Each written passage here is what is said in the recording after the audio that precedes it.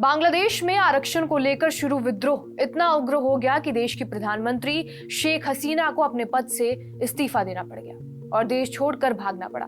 शेख हसीना ने इस साल जनवरी में हुए चुनावों में जीत हासिल करके 5वीं बार सरकार बनाई थी, लेकिन इस बार हालात उनके पक्ष में नहीं थे। पहले विपक्षी दलों ने चुनाव में धांधली का आरोप लगाते हुए नतीजों का बहिष्कार किया। इसके बाद 2 महीने पहले कोटा में आरक्षण को लेकर सुलगी आग के चलते शेख हसीना को इस्तीफा देना पड़ गया। हालात ये हो गए कि हसीना को 40 मिनट के अंदर ही देश छोड़ना पड़ गया। वही देश जहां की सत्ता को हसीना पिछले 15 साल से चला रही थी। शेख हसीना के बेटे ने हाल ही में एक बयान में कहा है कि उनकी मां के राजनीतिक सफर का अंत हो गया है। हालांकि हसीना के सफर के अंत की शुरुआत मई में ही हो गई थी। कुछ महीनों पहले ही शेख हसीना ने सार्वजनिक तौर पर यह दावा किया था कि उनकी सरकार को गिराने के लिए षड्यंत्र रचे जा रहे हैं और उनके पिता और स्वतंत्रता नायक शेख मुजीबुर रहमान की तरह उनकी भी हत्या की जा सकती है। हालांकि हसीना ने अमेरिका का नाम खुलकर तो नहीं लिया था, लेकिन उन्होंने बांग्लादेश और म्यांमार को मिलाकर एक नया ईसाई देश बनाने के लिए व्हाइट मैन की साजिश का जिक्र किया था। वहीं शेख हसीना के बेटे सजीव वाजेद ने अब देश में हुए तख्ता पलट के पीछे भी अमेरिका के हाथ होने का शक जताया है। वाजेद ने कहा कि अमेरिका बांग्लादेश में कमजोर सरकार चाहता है जिसे वो कंट्रोल कर सके, लेकिन शेख हसीना को वो नियंत्रित कर नहीं पा रहा था और इस वजह से उसने ये पूरा षड्यंत्र रचा। शेख हसीना ने मई में ही कहा था कि उन्हें एक देश से बांग्लादेश में आसानी से सरकार बनाने के लिए ऑफर मिला था। हालांकि इस ऑफर के बदले उन्हें एक विदेशी देश को बांग्लादेश में एयरबेस बनाने की इजाजत देनी थी।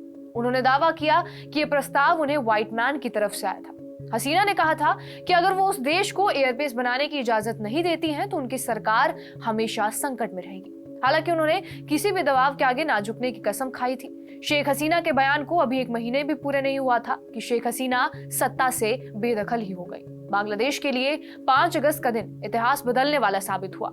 आरक्षण पर चल रहे हिंसक प्रदर्शनों के राष्ट्रव्यापी आंदोलन में तब्दील हो जाने के बाद बांग्लादेश के प्रधानमंत्री शेख हसीना ने देश छोड़ दिया, जिसके बाद वो सैन्य विमान से दिल्ली के गाजियाबाद के हिंडन एयरबेस पर पहुंची।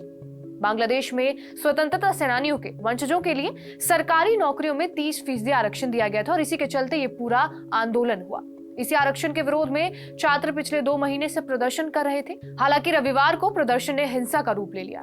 ढाका ट्रिब्यून की रिपोर्ट के मुताबिक देश में हो रहे प्रदर्शन में पिछले 2 दिनों में 135 लोगों की मौत हो गई है, वहीं सैकड़ों लोग घायल हैं और इसका इल्जाम अमेरिका पर भी लग रहा है। इससे पहले भी अमेरिका कई देशों में तख्ता पलट करवा चुका है, कभी विपक्षी दलों का समर्थन करके तो कभी आतंकी गुटों को फंडिंग करके। वॉशिंगटन पोस्ट की 2016 की एक रिपोर्ट में यह दावा किया गया था कि अमेरिका ने कोल्ड वॉर के दौरान 72 देशों में तख्ता पलट करने की कोशिश की थी।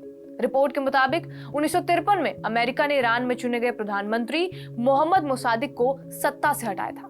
इसके अलावा 1954 में ग्वाटेमाला, 1960 में कॉन्गो, 1963 में साउथ वियतनाम, 1964 में ब्राजील और 1973 में चिली में तख्ता पलट कराने में अमेरिका की अहम भूमिका रही है। साथ ही 2021 में अफगानिस्तान में भी तालिबान सत्ता को वो वापस लाने में अमेरिका का बहुत बड़ा योगदान था। पाकिस्तान में जब 2 साल पहले इमरान खान की सरकार गिरी थी तब भी अमेरिका का ही हाथ था।